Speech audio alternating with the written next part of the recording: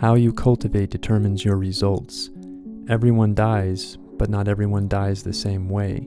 There are 5 levels of Daoist immortality, and it's important for a practitioner to understand what they are and what type of practices correspond to each, so that they can properly align their practice with their goals. Throughout history, many Daoist masters categorized levels of attainment, related them to certain modes of practice, and criticized practices which were not on their own adequate for fully attaining the Tao. In the Zhong-Lu Chuandao Ji, Chuanzhen Patriarch Zhongli Quan describes a hierarchy of 5 types of immortals. Inner alchemy can be seen as a process of transmuting the self from a state of mixed yin and yang into a state of pure yang. In this hierarchy, Ghost Immortals represent a state of pure yin. Humans and Earth Immortals, a mixed state of yin and yang that is still dependent on the physical body. And Spirit and Celestial Immortals, a state of pure yang that transcends the limits of the physical body. From the starting point as an ordinary human, you are a mixture of yin and yang energetic components. You have both the yin Shen and yang jing and qi energies, and so are in a unique position of being able to cultivate in a way that either moves you up the hierarchy of immortals or downwards to the undesirable position of a Ghost Immortal. Ghost Immortals are pure yin. They reside in the realm of the dead and are not visible to ordinary humans. The status of Ghost Immortal is the most ephemeral. It's associated with less freedom, a lower quality of consciousness, and it is a difficult place from which to move back up the hierarchy. Cultivators become Ghost Immortals due to incorrect practice and lifestyle. This may include leading a life of low moral quality and being overly controlled by desire. In terms of practice, it has been associated with an overemphasis on purely quietistic meditation at the expense of practices that develop yang qi, and also the tendency to cut corners in practice and attempt to force the spirit to leave the body prematurely before the yang spirit has fully developed. If you avoid the pitfalls that lead you in the direction of a Ghost Immortal, with at least some of the proper methods of cultivation, you first progress into the level of Human Immortal and then to Earth Immortal as the next step up from that. At this point, the practitioner is gaining mastery over the body and its energies.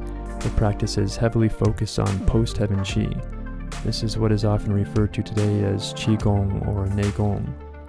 It is important to recognize that at most a practitioner who practices in this way will achieve excellence at an embodied level, which may even include mastery over the energies of the body at a seemingly superhuman level, as well as great longevity in the physical body.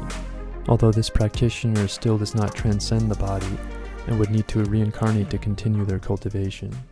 In terms of the stages of inner alchemy, practice at this level is still primarily around the first stages of setting up foundation and refining Jing to Qi, with Earth Immortals having made further progress than Human Immortals and completed the foundational work necessary to continue with the process of internal alchemy, in which they will eventually complete the next stages and refine their spirit, or Shen, to a state of pure yang. Once a practitioner has completed the stage of refining Qi to Shen, they have transcended their dependence on the physical body and can be called a Spirit Immortal. They have cultivated a Yang Shen, a spirit of pure yang, which, unlike the Yin Shen of a ghost, can manifest itself in bodily form in the world of the living. Compared to a Yin Shen, the Yang Shen is more stable, clear, bright, intelligent, numinous, and obtains all of the 6 Shen powers. Although since a Spirit Immortal has not yet completed the entire alchemical process, they may still be required at some point to reincarnate to finish their cultivation. It is only the Celestial Immortal who has completed the last alchemical stages. It is only at this level that the practitioner entirely escapes the wheel of reincarnation and fully transcends the individual self. It follows naturally that any such being would be both an immortal and a bodhisattva. They have attained perfection in their moral cultivation and are fully attuned to the interconnectedness between themselves and other beings, and strive for the benefit of all. The type of practice and lifestyle necessary to eventually attain these highest levels of immortality would involve long and deep commitment to a complete system of neidan practice and moral cultivation, essentially a lifestyle fully oriented to spiritual cultivation.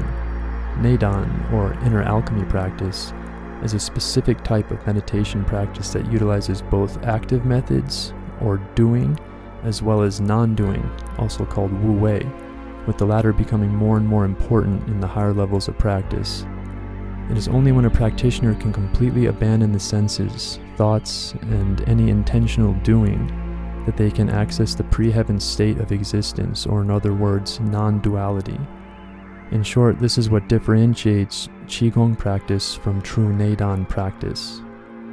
On the one hand, we have practices that merely lead to great health, longevity, and physical energetic achievements, and on the other, practices that eventually lead to true ontological transformation and spiritual development.